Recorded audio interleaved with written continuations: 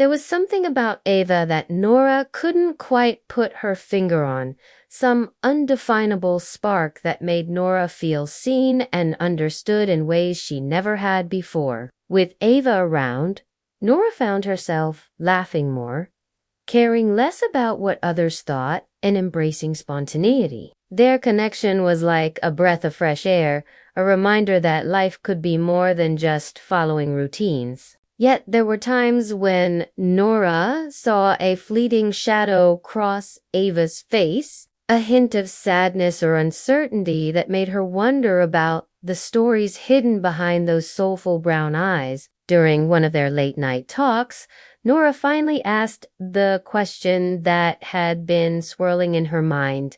"What's your story, Ava?" she asked softly. "What's your story?" Ava looked up from her hands, her expression pensive. A wave of sadness seemed to wash over her before she took a deep breath and began to speak. "My story?" she started, her voice barely a whisper. "It's not an easy one to tell. Ava grew up in a small town, far from the bustling city where she now lived. Her childhood was marked by frequent moves, always following her father's latest job opportunity. This constant upheaval left her feeling unsettled, never truly belonging to a place or making deep connections. As a result, Ava became adept at keeping to herself, finding solace in books and her imagination. At 17, she discovered poetry, and it became her outlet, her way of giving voice to the emotions she struggled to express. When she was 19, her parents divorced. Her father moved to another state, and Ava stayed with her mother. She attended college, earning a degree in literature, but never really felt a sense of community. After graduation, she drifted from one city to the next, taking odd jobs and pouring her heart into her poetry. All the while, she carried a deep-seated fear of commitment, a belief that true love and lasting happiness were nothing but fairy tales. This fear stemmed from the fractured relationships she had witnessed growing up, leaving her hesitant to trust and open herself up to the possibility of love. As Ava continued sharing her story, Nora felt a surge of empathy. She saw parallels in their lives, the unspoken emotions, the longing for connection, and the fear of vulnerability. Despite her initial hesitation, Nora reached out, her fingers finding Ava's hand. Ava looked at her, her eyes filled with gratitude. In the days that followed, their bond deepened. Nora found herself opening up to Ava in ways she never had before, sharing her own story, her dreams, and her fears. There was no judgment, only understanding and acceptance. And as the weeks went by, Nora realized that this feeling she had developed for Ava, it wasn't just a passing infatuation. It was something real, something profound. She had fallen in love with Ava, with her spirit, her resilience, and the way she made Nora feel. However, there was a part of Ava's story that remained unclear, a piece of her past that seemed to elude Ava's grasp. One rainy afternoon, while exploring an antique bookstore together, Nora stumbled upon a book that might hold the key to unlocking Ava's past. Its worn pages and faded photographs hinted at a history both intriguing and painful.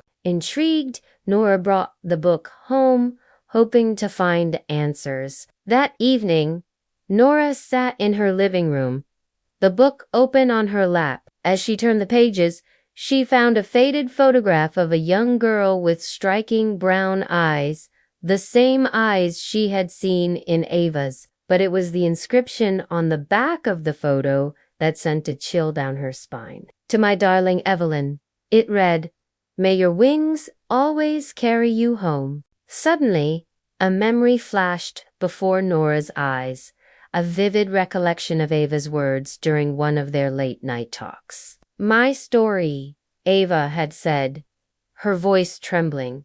It's not an easy one to tell. Putting the pieces together, Nora realized that Ava's past was intricately linked to the story held within the book. Determined to help Ava, Nora decided to confront her, but she wanted to do it right, to create an atmosphere of openness and trust. So she set about planning a special evening. She picked up Ava's favorite flowers, sunflowers, and arranged them in a vase. She prepared a meal that she knew Ava would enjoy, and she chose a cozy, intimate corner of her house for their conversation. When everything was ready, she lit candles, poured wine, and waited for Ava to come home. As the evening deepened, Nora and Ava talked. It was one of those conversations that had become so natural between them, filled with laughter, shared stories, and comfortable silences. But there was a question that had been dancing on Nora's lips, waiting for the right moment to be asked. And now, as the candlelight flickered, casting soft shadows on Ava's face, Nora finally spoke. "There's something I've been wanting to talk about," she said, her voice soft yet clear. "Something important." Ava turned to her, her eyes searching Nora's face. "What is it?" she asked, her voice laced with concern. Taking a deep breath, Nora reached for the book on the table, its worn cover and aged pages serving as a silent testament to the journey it had been through. "I found this book," she began, her fingers tracing the embossed lettering on the spine. "And I believe it holds a part of your story, a story that you might find important to know." She looked at Ava, gauging her reaction, ready to support her through whatever emotions this discovery might bring. Ava's eyes widened as she recognized the book. Memories flooded back, memories she had buried deep within her, trying to forget them. Her hands trembled as she reached for the book, her fingers brushing against Nora's. In that moment, Ava knew that she couldn't keep her past hidden from Nora any longer. With a shaky voice, she began to share the truth. She told Nora about her early life, about the instability and the longing for a place to call home. She spoke about her passion for poetry and how it had become her solace. But most importantly, she delved into the fractured relationship with her parents, the divorce that had torn her family apart, and the emotional toll it had taken on her. Through tears, Ava confessed that the love she had been searching for all her life was actually within reach, standing beside her in the form of Nora. She admitted that her fear of vulnerability had almost driven a wedge between them,